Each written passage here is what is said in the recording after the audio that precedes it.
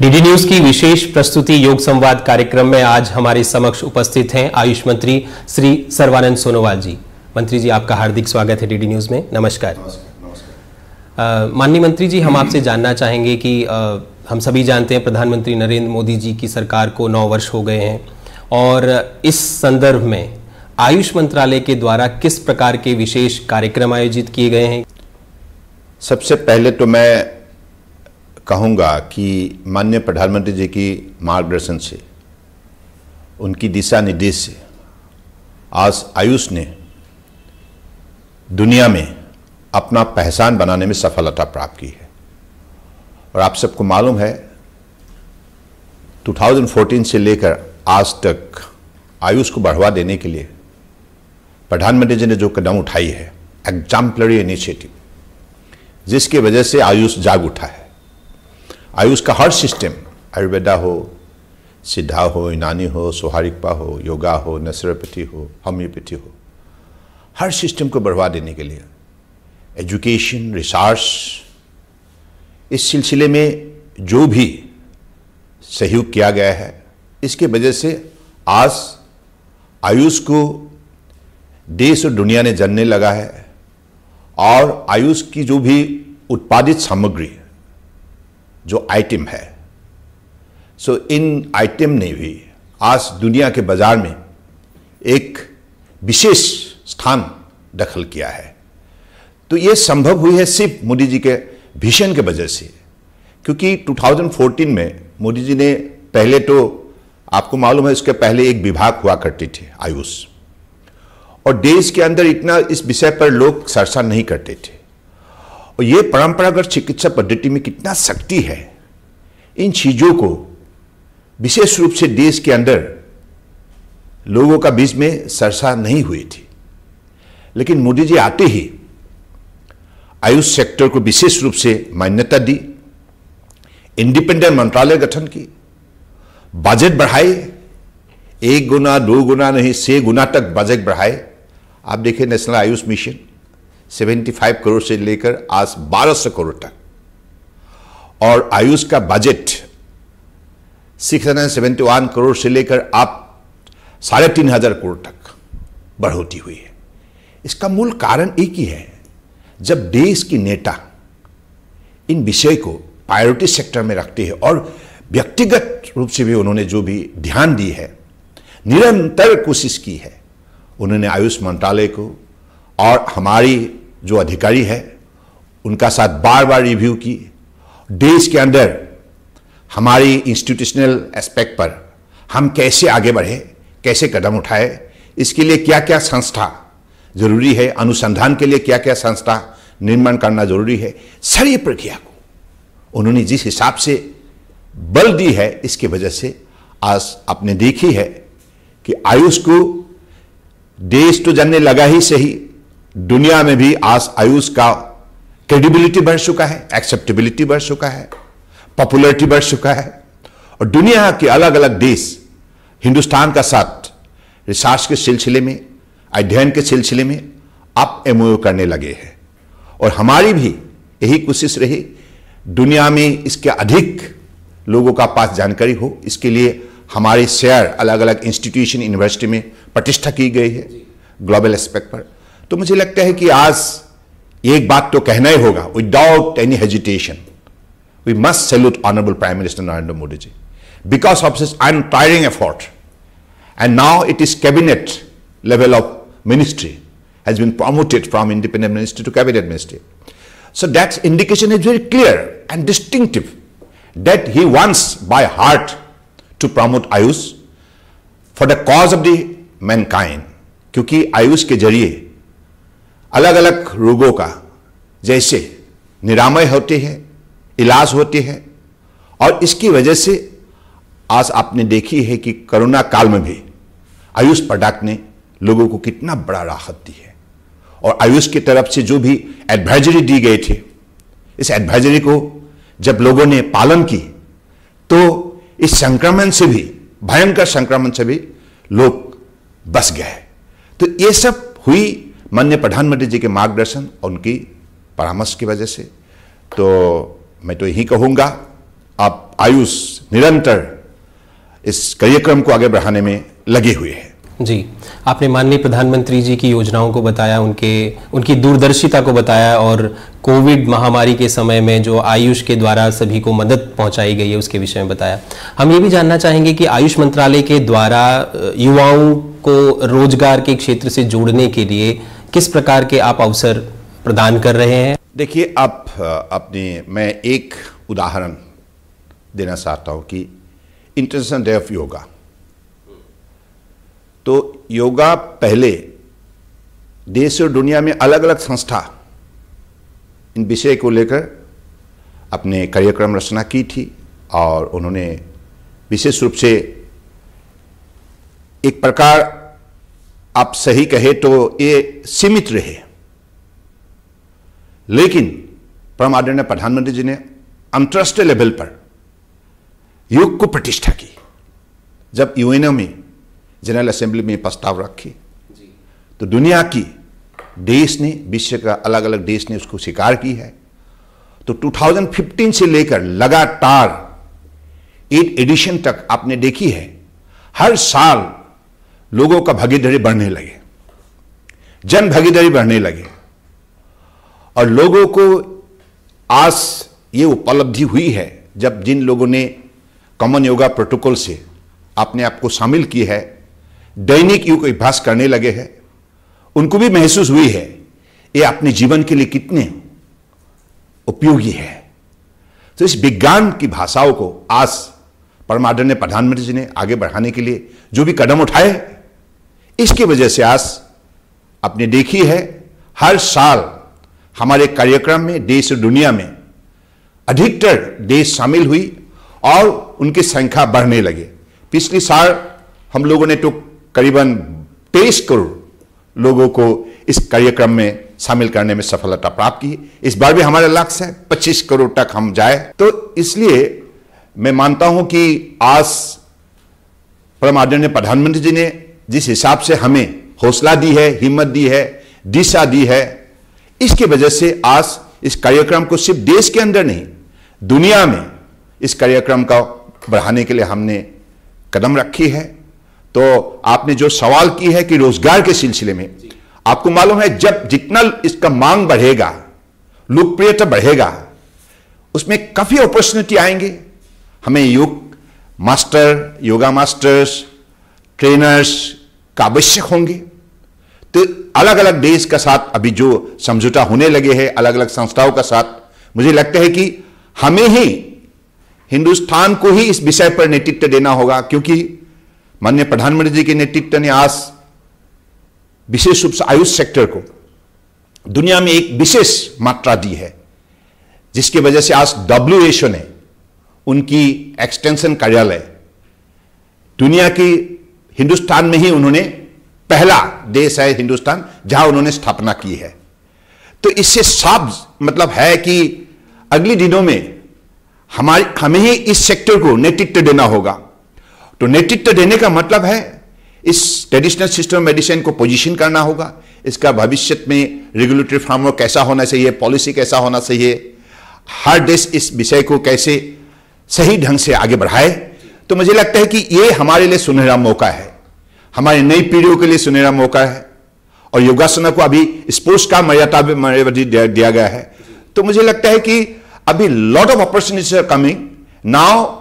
I appeal all the young generation, please come forward and try to learn the common yoga protocol and try to develop this particular art of living, so that in the near future, through this kind of practice, you could generate employment opportunity and also you could generate income for your comfortable living your life.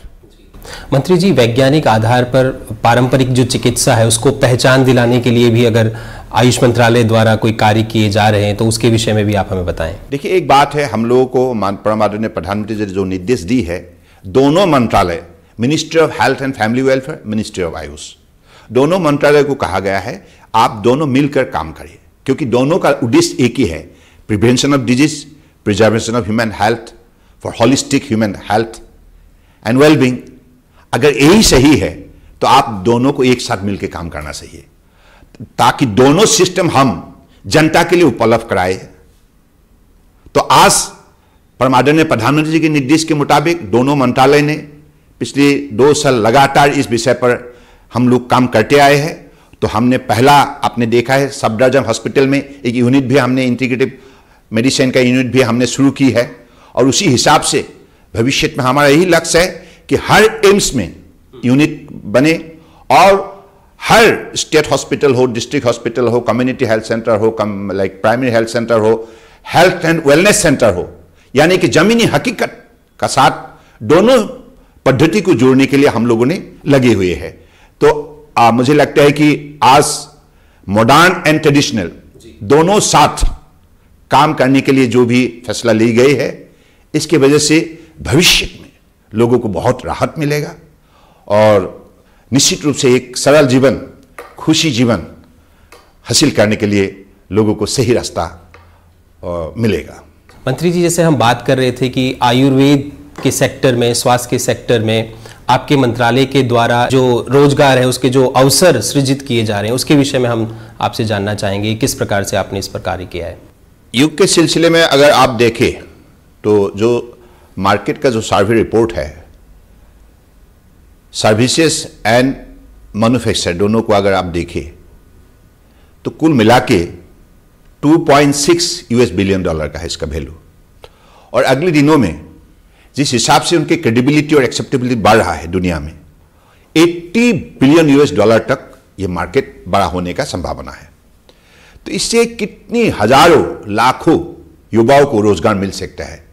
अगर वो fitness sector में अपने आप को एक trainer के हिसाब से, एक्सपर्ट के हिसाब से अगर अपने आप को डेवलप करे, if they learn the skill of that level of art of like giving training to the mankind, then definitely they could create avenues for employment and entrepreneurship in both sector. So I believe this is an area where there are immense opportunity for the young generation, and I believe they will definitely love to come forward to learn the art of yoga. मंत्री जी, आपने निरामयता की बात की। आपने कहा कि ये जो एक योग का जो एक उत्सव है, ये महोत्सव में बदल चुका है अंतर्राष्ट्रीय स्तर पर, और जल्दी ही हम 21 जून को अंतर्राष्ट्रीय योग दिवस को भी आयोजित करेंगे। आपके मंत्रालय के द्वारा इस बार ऐसे कौन से विशेष कदम हैं, कौन से ऐसे विशेष योजनाएं हैं जिसके द्वारा जो है जन भागीदारी और अधिक बढ़ेगी? आपको मालूम है पिछली एडिशन में हम लोगों ने परम आदरणीय प्रधानमंत्री जी की मार्गदर्शन से गार्जियन रिंग का हमने कार्यक्रम प्रस्तुत की थी, guardian ring east to west. So this time we are developing the global program like ocean ring, south pole to north pole, Arctic to Antarctica. So these are the very, very important flagship program for the global participation, for the global society, to develop the outreach and involving more and more people into the practice of yoga. So I believe this particular program will be definitely a grand success with the support of External Affairs Ministries, Ministry of Defense, and also Ministry of Arts and Science. So, and Ministry of Port Shipping and Waterways. So this is the way we are planning to get it properly performed, and we are confident the way we are receiving the response across the globe is very exciting. So even in India also, देश के अंदर हम लोगों ने जैसे हर health and wellness centre में योग अभ्यास करने के लिए भी निर्णय की है। Common yoga protocol will be demonstrated in every health and wellness center. We have altogether 1.5 lakhs total number of health and wellness across the country. दूसरी बात, हमारे यहाँ जो 50,000 अमृत सरोवर, उसमें भी योगा प्रोटोकॉल मतलब ये किया जाएगा। तो उसी हिसाब से योगा भारत माला इस कार्यक्रम को हमारी ministry of defence, ministry of home affairs और हमारे जितना भी ministry of port shipping waterways, हम सब मिलकर ये कार्यक्रम को भी हम देश के अंदर सफल बनाने के लिए तय की है। सीमा इलाका में किया जाएगा और हमारे आइलैंड में भी किया जाएगा, यानी कि इसके लिए कोस्ट गार्ड हो या हो बॉर्डर लाइक जो सिक्योरिटी फोर्सेस हो, लाइक इंडियन आर्मी हो, सब लोगों के सहयोग की वजह से इस कार्यक्रम को भी सफल बनाया जाएगा। तो उसी हिसाब से आंगनबाड़ी वर्कर्स हो, आशा वर्कर्स हो, सबको जोड़ा जाएगा और हर पंचायत में भी योग अभ्यास की जाएंगे और लक्ष्य है अधिकतर लोग शामिल हो। तो इसलिए देश के अंदर इसी हिसाब से हम लोगों ने कई कार्यक्रम रचना की है।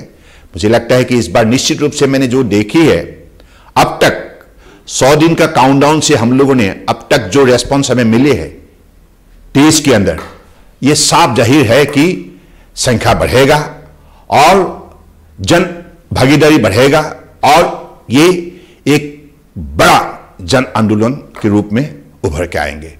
तो मुझे लगता है कि माननीय प्रधानमंत्री जी की नेतृत्व ने आज हिंदुस्तान की जो परंपरागत चिकित्सा पद्धति को जिस हिसाब से अधिक लोकप्रिय बनाया दुनिया के मानव समाज में, ये हमारे लिए सबसे बड़ा गौरव की बात है, क्योंकि हर भारतीयों को मुझे लगता है गौरव महसूस करना चाहिए। पहले ये हमारे हिंदुस्तान के अंदर सीमित रहे, आज दुनिया के मानव समाज ने स्वीकार किया है, सबने मान लिया है, ये विज्ञान है, शरीर और मन के विज्ञान है, जिससे मन और शरीर संतुलित रह सकते हैं। इतना बड़ा राहत देने का काम परम आदरणीय प्रधानमंत्री जी ने किया है विश्व के मानव समाज को। और इस बार हमारी थीम है वसुधैव कुटुंबकम।